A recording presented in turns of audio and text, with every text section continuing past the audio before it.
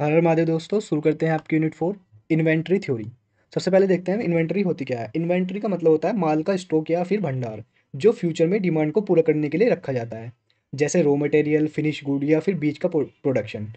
अब होता क्या है ये, जैसे मान लीजिए आप ना कोई कंप्यूटर इंस्टीट्यूट या फिर कोई कंपनी कुछ भी खोलते हैं, तो उसमें ना कुछ मैटर ना आप पहले से रख लेते हैं जो फ्यूचर में यूज़ होगा, जिससे हम आने वाले फ्यूचर में माल को ख़त्म होने की प्रॉब्लम से बच सके, आउट ऑफ स्टॉक ना हो कुछ भी आइटम। मान लीजिए आप अमेज़ोन पे कोई ऑर्डर सेल कर रहे हैं, ठीक है, फ़ोन या फिर आप मान लीजिए कुछ भी शूज़ शूज़ बेच रहे हैं आप दुकान पे, ठीक है। सिंपल एग्जाम शूज़ से लेते हैं, शूज़ की एक शॉप है। तो उसमें क्या करेंगे आप, ये थोड़ी ना कि कस्टमर आ रहे हैं जब भी माल लेके आ रहे हैं, नहीं, उसमें पहले से ही आप इतना स्टॉक रखते हैं कि कस्टमर आए और आपसे शूज़ खरीद ले, तो आप आउट ऑफ स्टॉक ना हो, ठीक है, तो इजीली हैंडल कर सकते हैं। तो इन्वेंट्री थ्योरी यही करती है। अब इसमें इन्वॉल्व कौन कौन सी प्रॉब्लम होती है, सबसे पहले होता है ऑर्डरिंग कॉस्ट। जो भी नया ऑर्डर प्लेस करते हैं तो जो भी फिक्स्ड कॉस्ट लगती है वो, इसमें ट्रांसपोर्ट, हैंडलिंग, पेपर वर्क का खर्चा आता है, हर बार ऑर्डर करने पर लगता है। ऑर्डर साइज से फर्क नहीं पड़ता, ठीक है। होल्डिंग कॉस्ट यानी कि कैरिंग कॉस्ट, इन्वेंट्री को स्टोर करने का खर्चा, इसमें warehouse rent, insurance, damage, electricity वगैरह शामिल होती है। ये कॉस्ट स्टॉक की क्वांटिटी और उसके टाइम के हिसाब से होती है। Shortage cost, stock out cost, जब माल स्टॉक में नहीं होता और डिमांड आ जाती है तो जो नुकसान होता है, जैसे कस्टमर चला गया, अर्जेंट डिलीवरी देनी पड़ गई या फिर ऑर्डर कैंसिल हो गया, ये सब होता है इसमें। परचेज कॉस्ट, एक यूनिट माल को खरीदने या बनाने में खर्चा यूजुअली फिक्स होता है पर यूनिट के हिसाब से, ठीक है। डिटर्मिनिस्टिक इन्वेंट्री मॉडल, डिटर्मिनिस्टिक का मतलब होता है कि डिमांड फिक्स और पहले से ही पता है।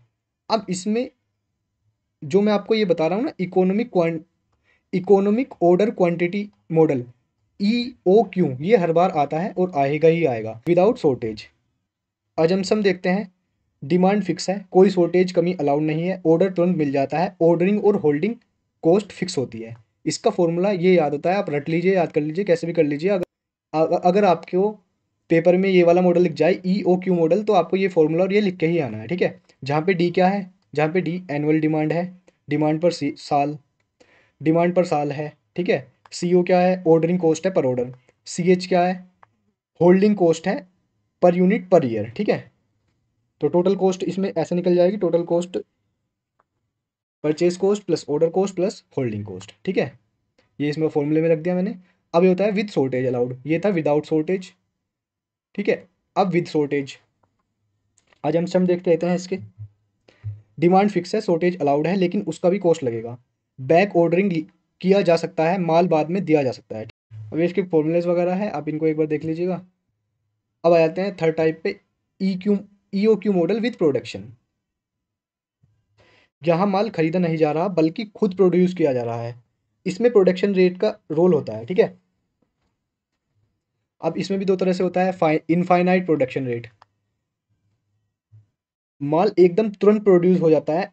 EOQ का नॉर्मल फॉर्मूला यूज होगा इसमें, जो आपने सबसे फर्स्ट याद किया था, ठीक है। अब आ जाते हैं फाइनाइट प्रोडक्शन रेट, वो था इनफाइनाइट, ये है फाइनाइट प्रोडक्शन रेट। अजम्पशन क्या होंगी, प्रोडक्शन धीरे धीरे होती है, production rate P, demand rate D से ज़्यादा है, कोई शॉर्टेज अलाउ नहीं है। इसका फॉर्मूला है ये, ठीक है, जहाँ पे P प्रोडक्शन रेट है, D डिमांड रेट है।